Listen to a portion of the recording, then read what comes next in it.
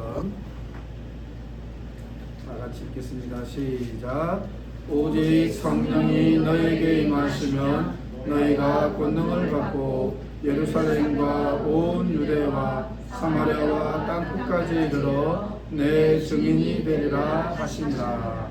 아멘. 앉아주십시오. 기도하겠습니다. 하나님 아버지 감사합니다. 저희들 이 자리에 불러 모아주시고 하나님의 말씀을 듣게 하시니 감사합니다. 아멘. 성령 하나님께서 이 시간 우리의 눈을 열어주시고 우리의 마음을 열어주시고 아멘. 하나님의 신령한 말씀을 깨달을 수 있도록 주여 은혜를 베풀어 주시옵소서. 특별히 이 시간 병마로 고생하는 영혼들을 위해 기도합니다. 아버지 하나님 이 시간 찾아가 주시고 하나님의 치료의 강선을 바라여 주시고 아멘. 참으로 하나님이 고치시고 치유하시고 새 힘을 주셔서 다시 일어날 수 있도록 주여 역사하여 주시옵소서. 아멘. 이 시간 온전히 주님께 올려드리며 이 모든 기도를 살아계신 예수님의 이름으로 기도합니다. 아멘. 아멘. 오늘 은혜로운 찬양을 인도해 주신 찬양팀에게 감사를 드리고 또 은혜로운 기도를 인도해 주신 안승면 지사님께도 감사를 드립니다.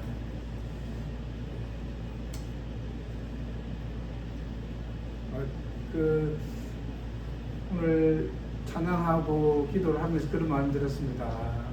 하나님께서 우리 교회를 참 사랑하시고 또 우리 성도님들이 우리 교회를 참 사랑하시는구나 그런 생각이 많이 들었습니다. 하나님께서 우리 교회 가운데 사랑을 부어주시고 그리고 회복하는 역사가 있을 줄로 믿습니다. 오늘 여러분들과 함께 오직 성령의 능력으로 예수님의 증인이라는 제목으로 여러분들과 말씀을 나누기를 원합니다. 저는 말씀을 준비하면서 제 안에 그런 생각이 들었습니다. 우리가 꼭 예수님의 증인으로 살아야 될까? 그냥 예수님의 증인으로 살지 않고 아무렇게 살면 안 될까? 그런 생각이 들었습니다. 여러분 어떻습니까? 우리가 꼭 예수님의 증인으로 살아야 될까요?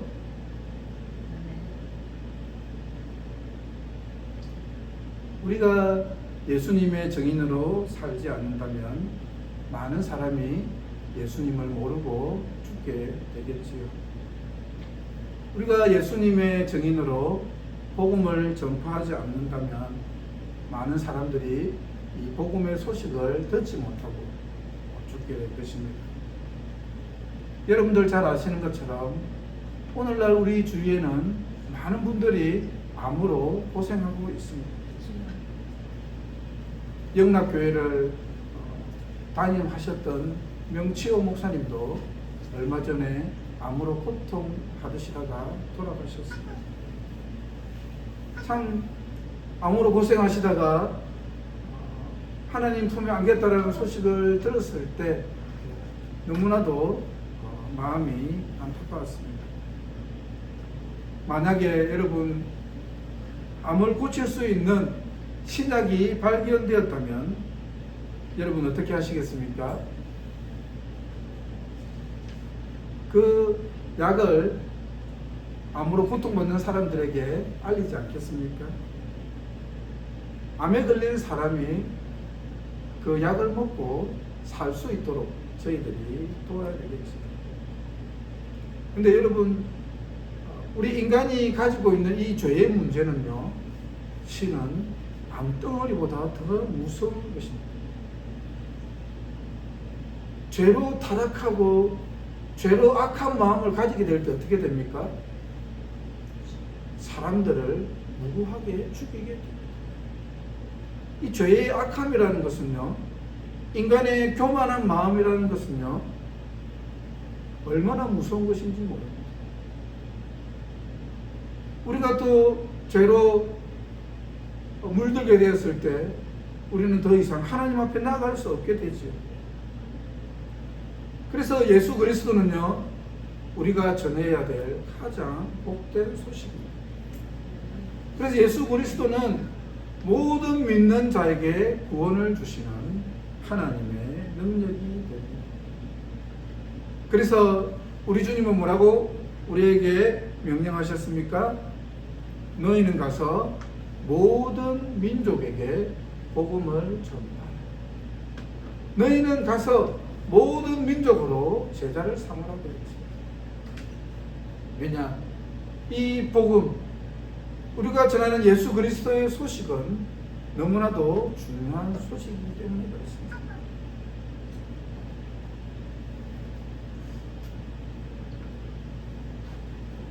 예.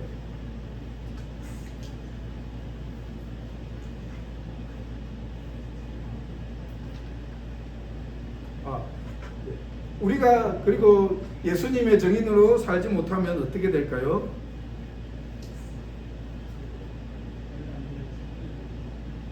우리가 예수 그리스도의 증인으로 살아가지 못한다면 사람들은 예수님을 가짜라고 할 수 있습니다. 우리가 예수님이 가르쳐 주신 예수님의 제자로 살아가지 못한다면요, 사람들은 예수님이 하나님이 아니다, 예수님은 죽었다, 예수님의 부활은 거짓이다라고 그렇게 말할 수 있는 것이죠. 주님의 이름은 땅에 떨어지게 되고 주님의 이름은 더럽혀지게 됩니다. 그렇기 때문에 우리는 어떻습니까? 예수님의 증인으로 살아야 될까요? 아니면 그냥 아무렇지도 않게 아무렇게 살아야 할까요? 예수님의 증인으로 살아야 합니다. 우리는 반드시 예수님의 증인으로 살아야 합니다. 근데 여러분, 우리가 예수님의 증인으로 살아가는데 걸림돌은 뭘까요? 예수님의 증인으로 살아가고 싶은데 살아가지 못하게 방해하는 것은 뭘까요? 여러분은 무엇이 가장 큰 걸림돌이라고 생각하십니까? 옛사람일 수도 있고, 그리고 이 세상 임금, 하늘의 악한 권세, 사탄은 끊임없이 우리를 방해하지. 왜냐하면 자신의 나라를 빼앗기기 때문에 그렇습니다. 세상 임금이, 우리가 계속적으로 예수님의 증인으로 살아가게 되면요, 세상 임금은 자기의 나라를 빼앗기게 되죠. 자기의 나라를 빼앗기게 되기 때문에 그 나라를 빼앗기는 모습을 보고 가만히 있을 수 없죠. 그렇기 때문에 계속적으로 우리를 방해하는 것입니다. 그리고 또 어떤 걸림돌이 있을까요? 어떻게 보면 오늘날은 교회가 예수님의 증인이 되는데 걸림돌이 되는 것 같기도 합니다. 참 이 부분은 참 조심스럽습니다. 저는 솔직히. 그렇지만 교회가 너무 세상적으로 된 부분이 있는 것 같습니다. 교회가 하나님의 뜻을 미덕으로 생각하기보다는 세상적인 가치관에서 그 미덕을 찾는 경우가 많은 것 같아요. 그러다 보니까 교회가 너무 부끄러운 모습을 많이 보이고 있는 것이죠. 근데 저는 이러한 것들도 걸림돌이 된다고 생각하지만 가장 큰 걸림돌은 아까 고 목사님이 말씀하신 것처럼 나 자신, 그것은 옛사람일 수도 있겠고, 나 자신, 우리의 연약한 우리 자신이 가장 큰 걸림돌이 되는 것이죠. 어떻게 보면 우리는 그런 것 같습니다. 사탄에게 책임을 떠넘기고, 물론 사탄이 우리를 방해하죠. 또 어떤 면에서는 다른 교회에게 책임을 떠넘기면서 우리는 어떻게 합니까? 책임을 회피하죠. 그리고 우리는 다른 그 방해물 뒤에서 우리는 몰래 우리 자신을 숨기게 됩니다.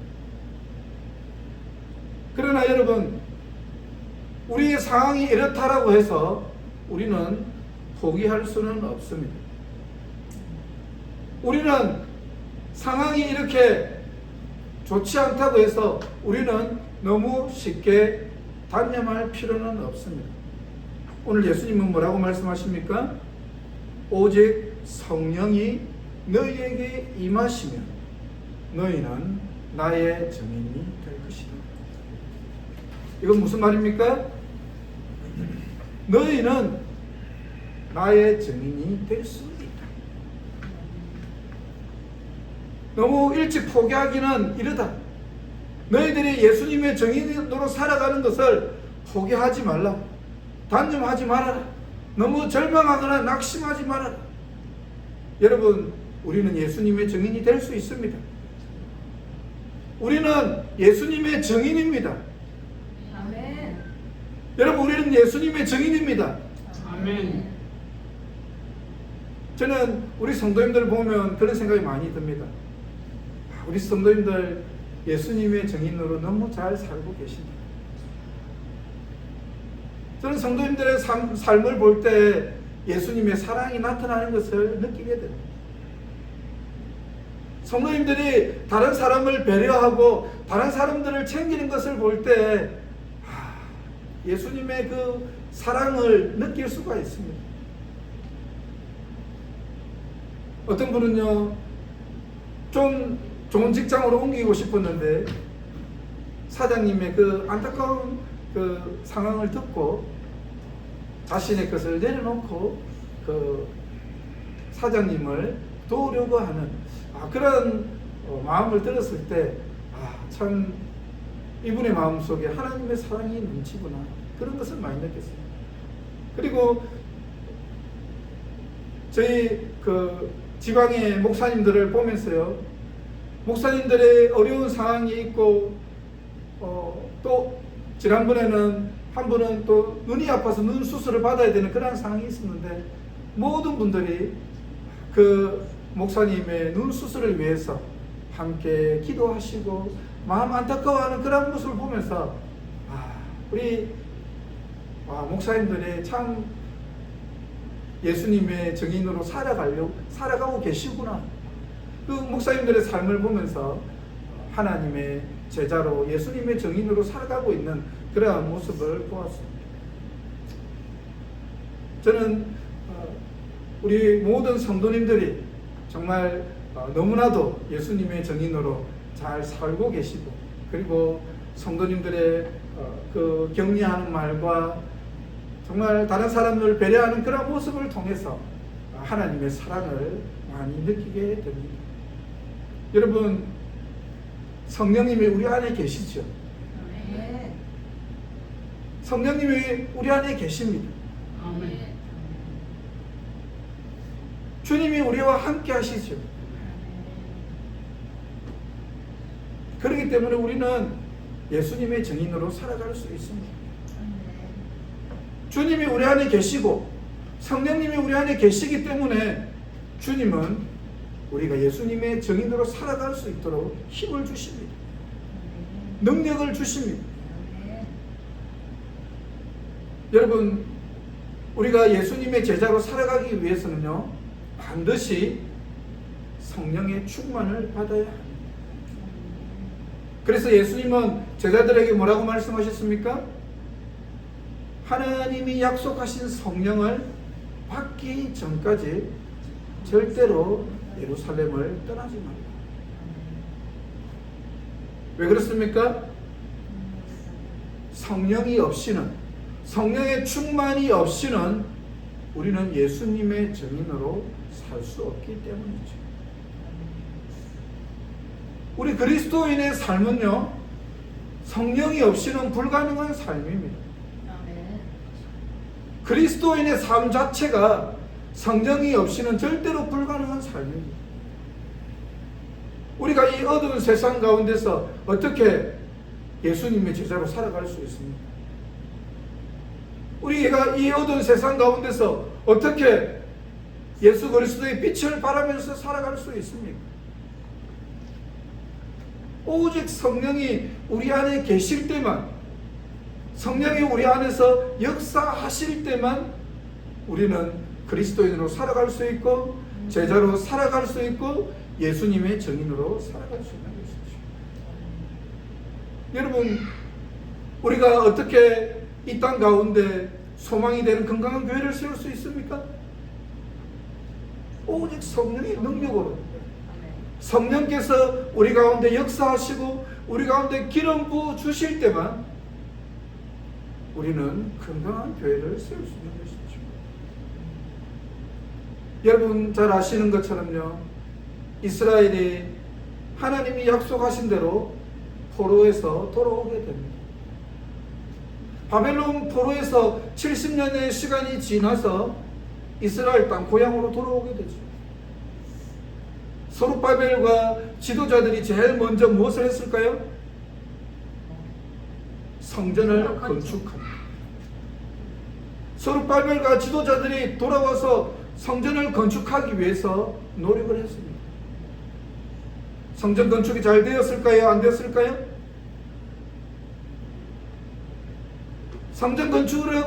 성전을 건축해서 하나님의 몸된 성전을 올리고 싶었지만 많은 사람들이 방해를 했습니다. 사마리아 사람들이 방해를 했습니다.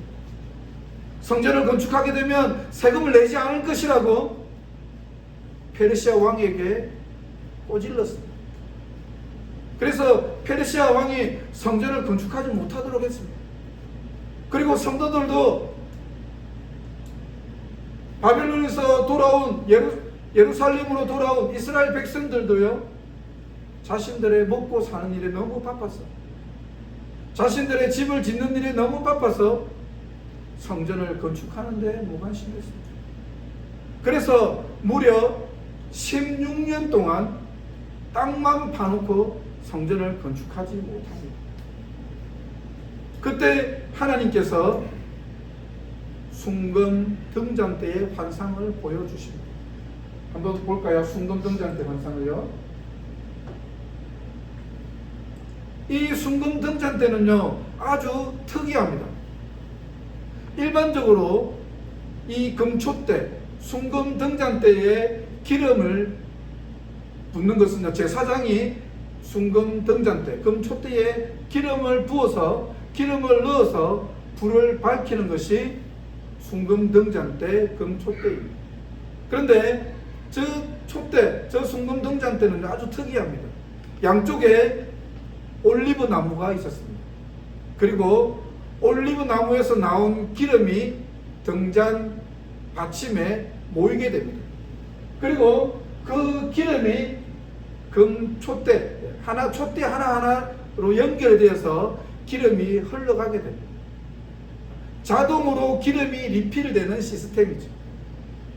여러분, 이 순금 등잔 때는 무엇을 보여주는 것일까요? 이 환상은 어떤 의미일까요? 스가랴 4장 6절에서 이렇게 주님은 말씀합니다. 다 같이 한번 읽어볼까요? 시작.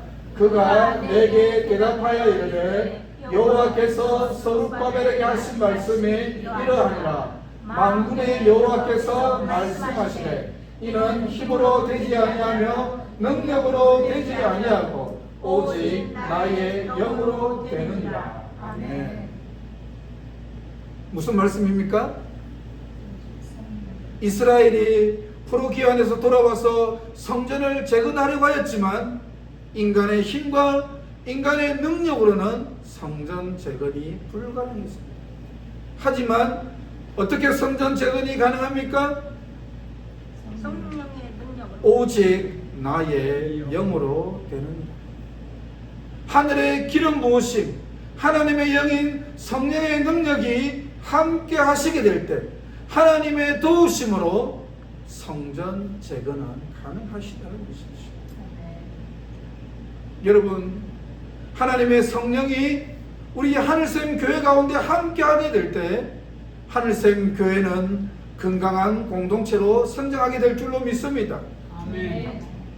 여러분, 순금 등잔 때는요, 또한 우리 믿는 그리스도인을 나타냅니다.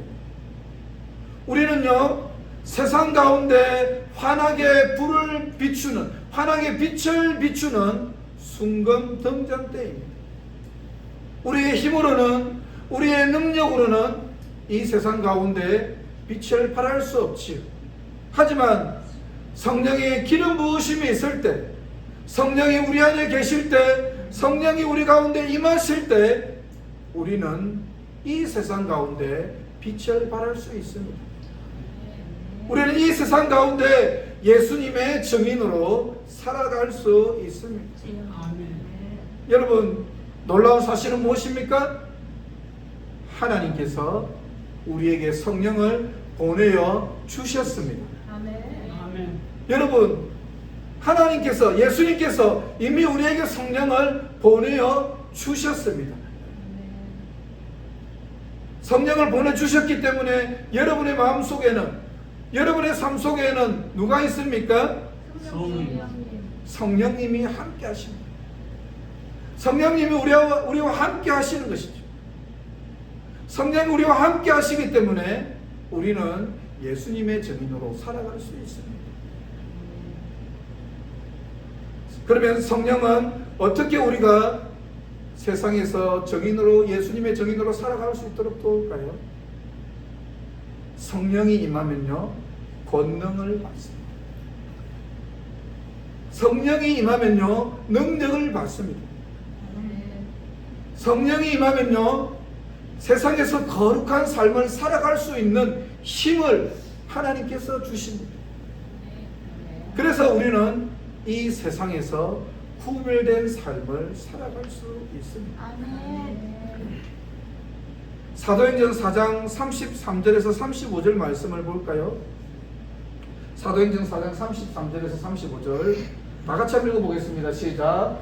사도들이 큰 권능으로 주 예수의 부활을 증언하니 무리가 큰 은혜를 받아 그 중에 가난한 사람이 없으니 이는 밭과 집 있는 자는 팔아 그 판 것의 값을 가져다가 사도들의 발 앞에 두매 그들이 각 사람의 필요를 따라 나누어 주니라. 아멘. 사도들이 성령의 권능으로 예수 그리스도를 증거했습니다. 그랬을 때 사람들이 은혜를 받았습니다. 사람들이 하나님의 놀라운 은혜를 받았습니다. 이것은 무슨 말입니까? 사람들의 마음속에 변화가 일어난 것이죠. 사람들의 마음속에 변화가 일어나서 자신들의 그 재산을 가난한 사람들에게 내어놓을 수 있었습니다.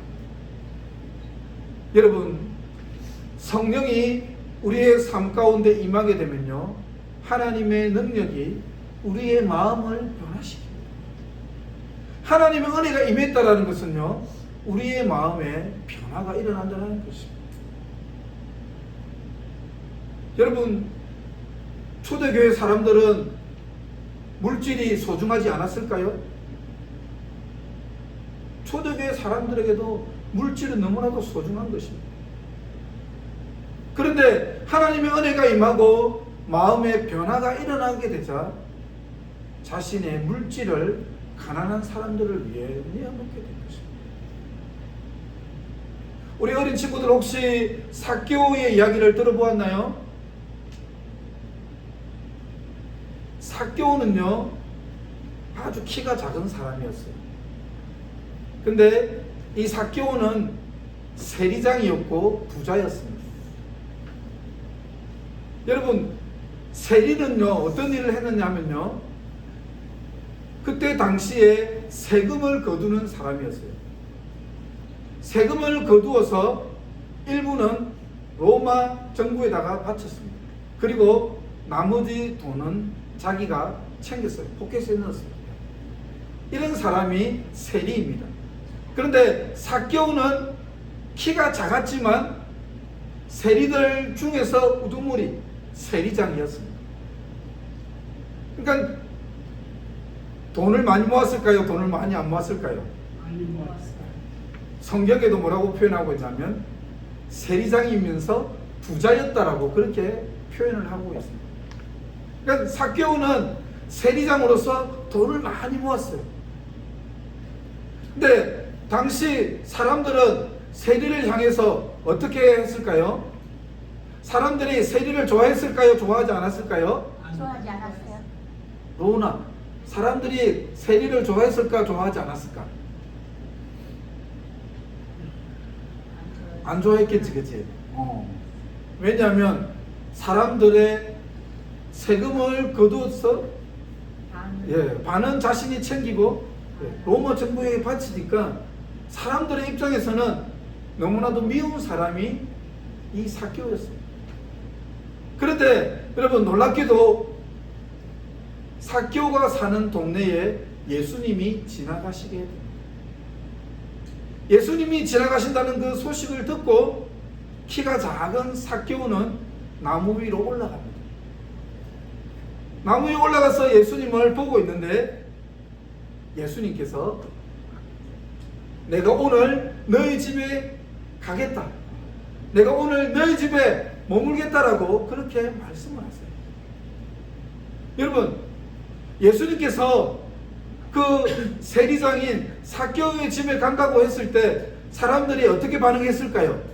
사람들이 좋아했을까요? 사람들이 뒤에서 수근거렸을까요? 뒤에서 수근거렸죠. 아, 예수님 어떻게 저 죄인의 집에 갈 수 있단 말이야. 우리들의 돈을 빼앗아서 자신의 배를 불리는 그 삭개오의 집에 어떻게 예수님이 갈 수 있단 말인가. 그렇게 사람들이 막 수근거렸습니다. 근데 여러분, 삭개오가요 예수님을 만나고 변화가 일어나게 됩니다. 어떤 변화가 일어나게 될까요? 누가복음 19장 8절 말씀을 볼까요? 다 같이 한번 읽어보겠습니다. 시작.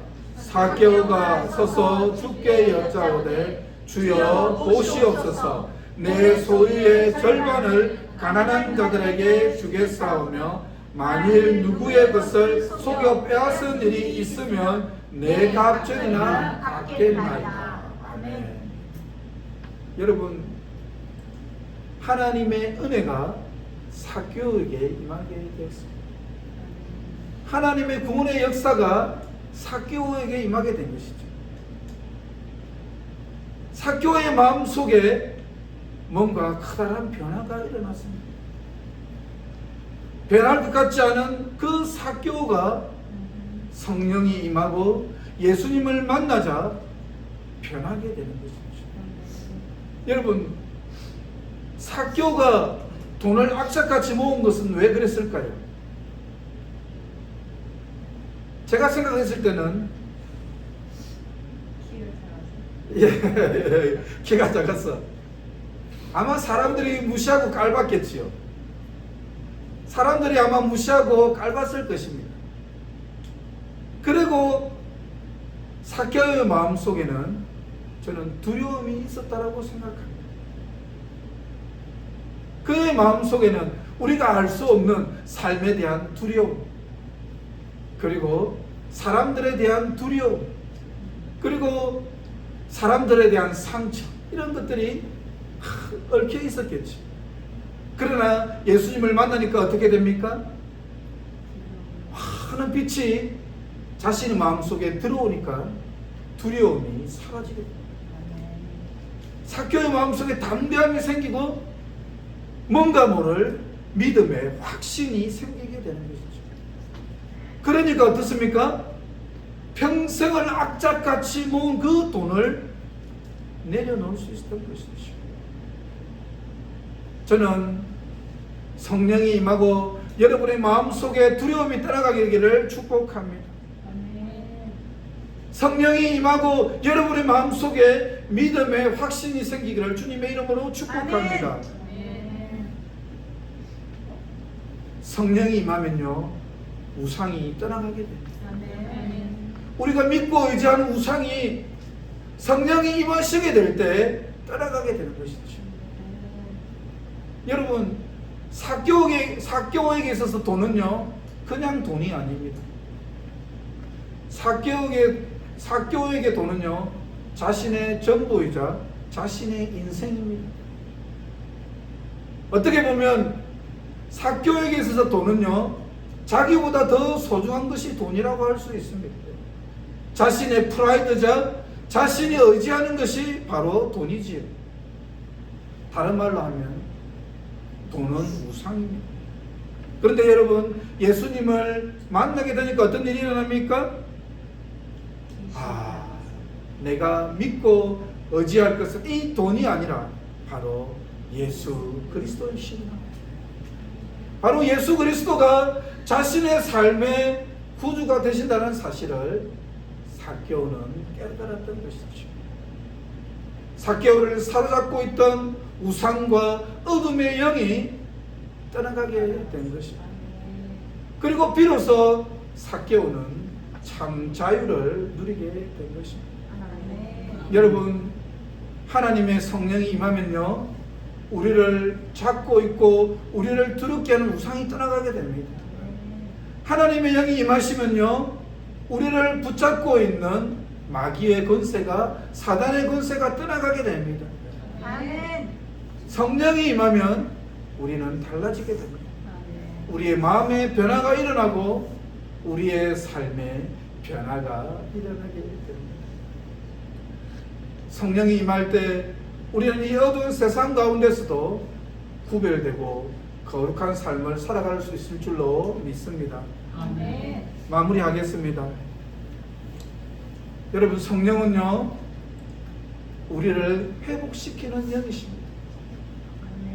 에스겔의 마른 골짜기가 죽어있던 그 마른 뼈들이 살아났던 것처럼 우리의 죽어있던 영혼이 살아나고 예수 그리스도의 증인으로 하나님의 자녀로 살아갈 수 있는 힘과 능력을 우리 성령 하나님께서 주십니다.